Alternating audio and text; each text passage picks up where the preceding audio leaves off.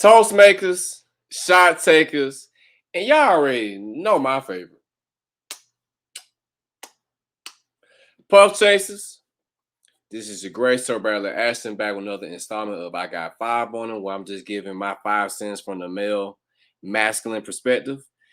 If you may please do so, like, share, and hit the subscribe button.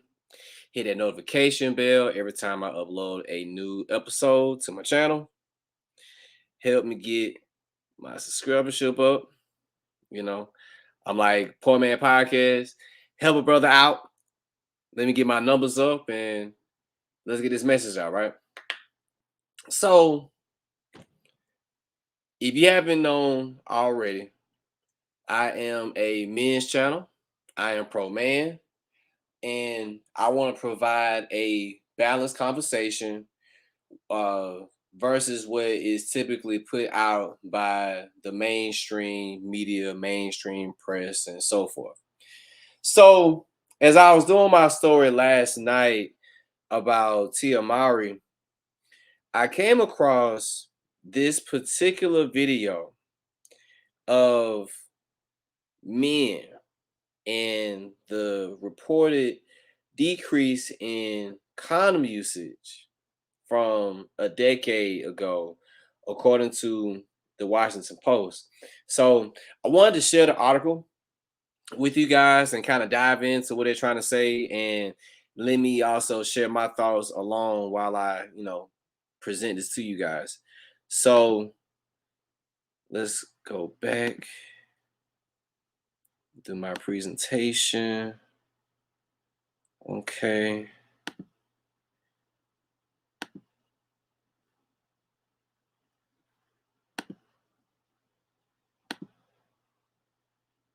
Let's see.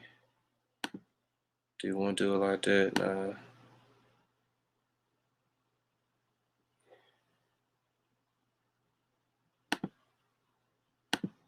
Yes. Okay. So, all right.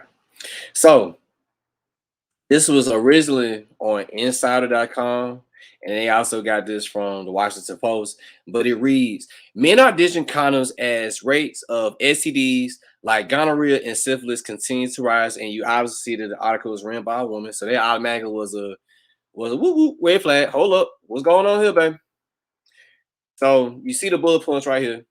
It says the number of men who use condoms as their main form of birth control dropped 33% over the past 10 years. At the same time, STD cases remain high and experts worry about the spread.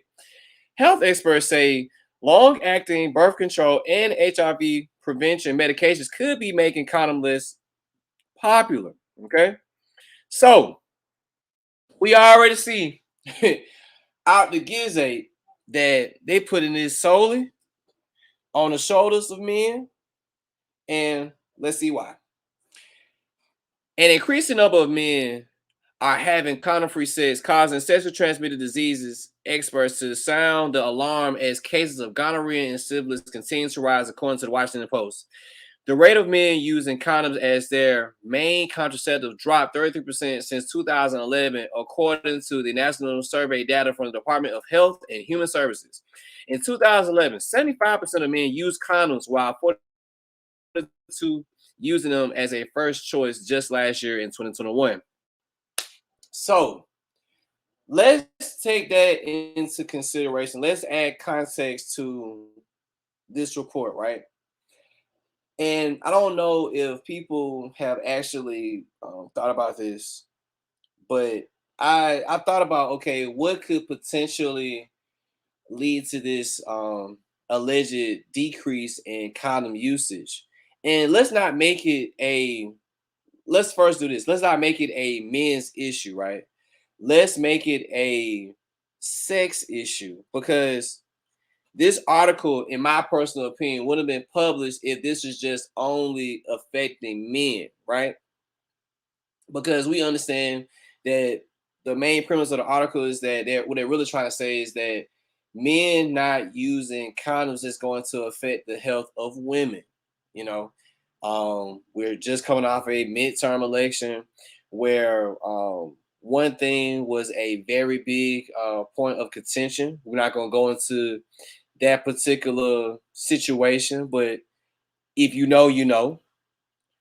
So, sexual health has been a very big topic in the media for the past few months now.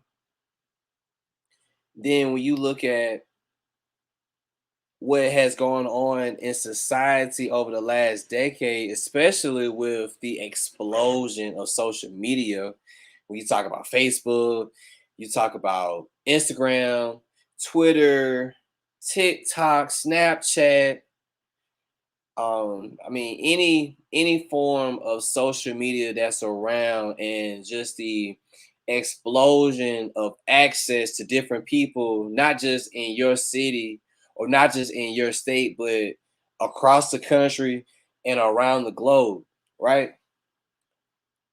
Also, the explosion of sexual availability, people being able to hook up more, people using dating apps, people using escort services, people using arrangement services to have more interactions with the opposite sex than they would have before, right? Then also too, let's take into consideration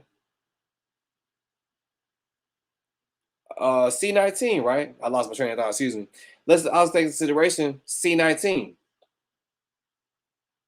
We have been so hyper focused on that particular virus that I don't think many individuals have even given a second thought to the other diseases that have been affecting us for decades, if not centuries. And I remember asking myself a question like, I wonder, with us having such a focus on the Rona, is that, oh, excuse me, is that taking our eyes off of other things, like they mentioned in the article, like a gonorrhea, like a syphilis, like a hepatitis A, like a hepatitis B, C, um, HIV, herpes? Like, are these things being overlooked because we have such a focus on this virus that we really didn't know too much about? So those are things that I just kind of thought about um, as I was reading this article, which is a short read, but let's continue on, and then I can give you the rest of my thoughts. The trend is concerning to sexually transmitted disease experts, since untreated syphilis can lead to infertility, organ damage, and death. Gonorrhea is also starting to become restrained to certain antibiotics, making it more difficult to treat. During a biannual STD prevention conference in September, David Harvey, the executive director of National Coalition of STD Directors, called STD rates, quote unquote, out of control. In 2021, there were a total of 2.5 new cases of gonorrhea, syphilis, and chlamydia, the three STDs local health departments must track according to preliminary CDC data. Syphilis cases are the highest that they have been since 1991, with a total of 171,074 new cases in 2021. There has also been an uptick in congenital syphilis, which is passed from mother to baby in the womb. There were 2,677 new cases in 2021, and at least 139 newborns died of it in 2020. Health experts say long-acting birth control and the HIV prevention medication pre-exposure prophylaxis, or PrEP, could have been driving men to avoid condoms. However, there's no data to show a correlation between use of these medications and a drop in condom uses. PrEP users must also get a regular STD screening for a doctor to prescribe them to the medication. Historically, young people, when, yeah, excuse me. Historically, young people, when they've used condoms, have largely been scared into using them by the threat of HIV or unintended pregnancy. There are more options now to prevent those things from happening, Harvey told the Washington Post. So there's a lot to take into consideration there, right? And I'm not going to sit here and say that these are not concerns, because they definitely are, right? I think when you talk about the idea of an individual potentially get into a situation where they can end up becoming sterile, where they can have long-term damage to their bodily organs, potential brain damage that can come from not having certain infections and diseases treatment, and worse, death, right? And then also passing along from mother to child, right? But I wanna also take this into consideration, right? When we see reports like this, are we getting a whole pie, or we only taking certain slices and then want to just focus on one slice instead of the whole pie? Because as a man, because as a man who is sexually active myself, I can tell you from anecdotal experiences, and I can also tell you from experiences shared from others that are close to me of XY experience, that in more situations that we want to admit, that we've been in situations where we have entered inside of a woman whom didn't necessarily make it a prerequisite or a requirement for us to wear some form of protection. Now, I'm not saying that that is right, okay? I'm not saying that that is right. I truly believe that if you are going to be having sex, especially casual sex, I believe that you should be wearing protection each and every time. That's just me and my personal opinion. Does it always happen? No, because we don't live in a perfect world. Um, but if we're just talking about in general, yes, I would advise each and every man, if you're going to be having casual sex with a woman, I would advise each and every man to do so, because you don't know a lot of times how these women are moving. Okay. Now, I know there's gonna be someone that's gonna say, well, those are the women that y'all probably be messing with, Brad, or that your friends probably messing with.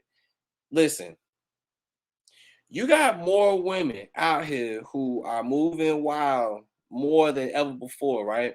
And CGA, shout out to Coach Greg Adams, the Coach Game, Free Agent Lifestyle.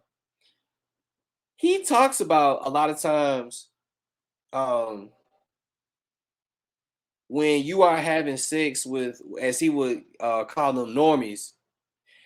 A normie will allow you as a man to enter inside of her without any protection, to give off the impression that she's not moving the way that she's probably moving, right? It's almost like this sexual manipulation, like this Jedi mind trick. Like, okay, if I allow him to enter inside of me without any protection, then that will kind of give him a indicator that I'm not moving how I really am moving. That, okay, I allow him to enter inside of me without protection, so that must mean that I'm not out here having sex with other men without protection. And you will be shocked to understand if, like, they really had a survey done by women who allow men to go inside of them raw.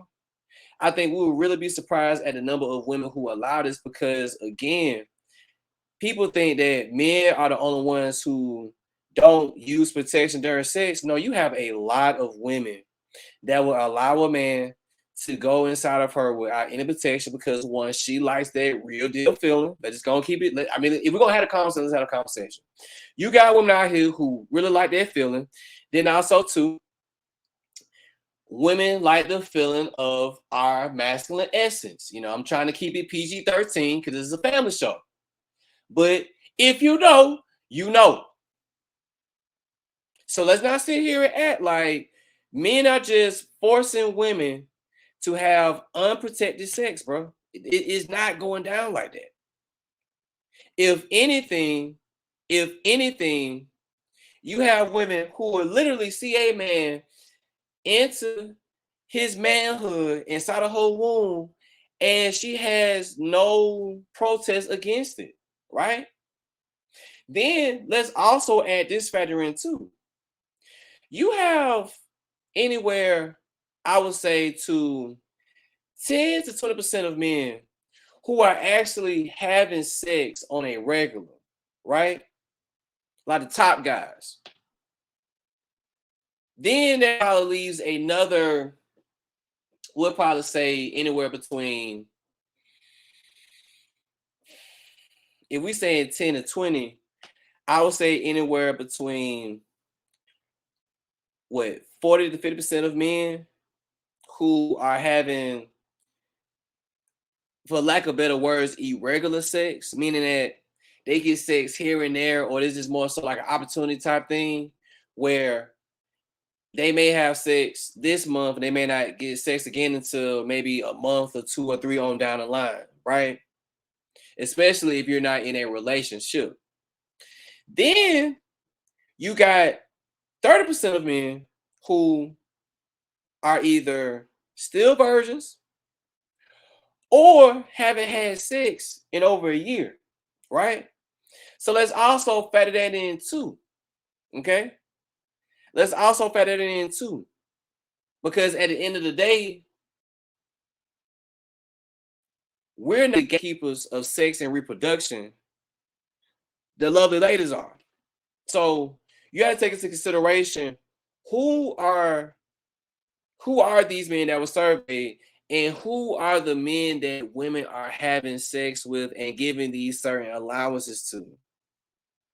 Just trying to add, some context here, right? Just trying to add some context here. I'm not necessarily trying to put blame on either side, right? Because again, like I said before, I do believe that men should be wearing protection, especially if you're not in a relationship where you're having some type of exclusivity where it's just you and that girl. You feel what I'm saying? And you're not wearing protection every single time that you have casual sex with someone that you're not in a relationship with. Wrap it up, because even if as a even if a woman doesn't require you to put one on, you understand that one, you don't know what's been up inside of her, and two, you're not trying to have an unintended pregnancy on your watch. So I will always tell men, if you can help it, because again, I'm just real about it, right? It's gonna get to a point, especially if you are having sex with a slew of different women. And I'm gonna be real. Sometimes, you have certain mishaps where having condom usage will, how can I say this in the most PG-13 way possible?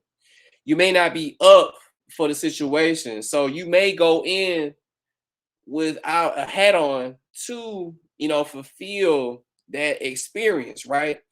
I'm not saying it's right. I'm not saying it's wrong. I'm just saying it is. Overall, I believe men should always be in control of what they can be in control over, which is every single time he has some type of intimate relations with a woman, that he should be using some form of protection.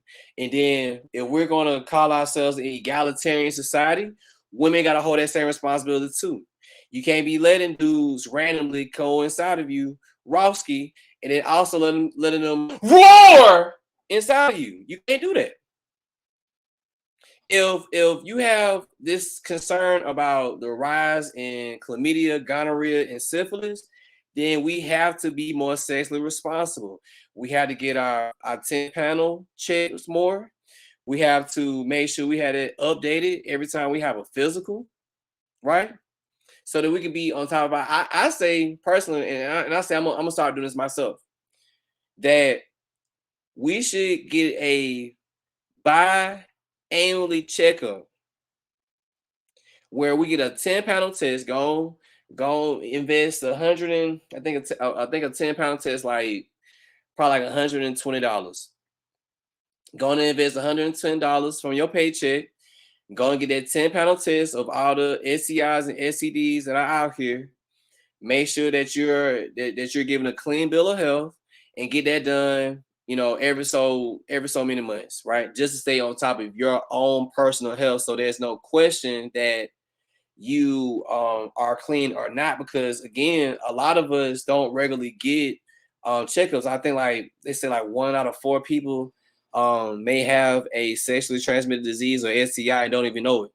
So let's be more responsible over our bodies, over our health, right? We can't control nothing what another person does. You know what I'm saying? This to my men, you know what I'm saying? Ladies, y'all look, y'all find y'all person that speaks on this, but for the men, and I'm saying this to myself too, you can only control what you can control. Control yourself, control your manhood, and wrap that thing up. Because at the end of the day, it's not a woman's responsibility to tell you whether or not to wear protection. We're grown, we know better, so let's do better. But as always, that's just my 5 cents. If you have anything to add to the conversation, make sure you add it down below in the comment section. This has been your boy SBA with another installment of I Got Five on It. Until next time, eyes front, head high to the finish, see it through.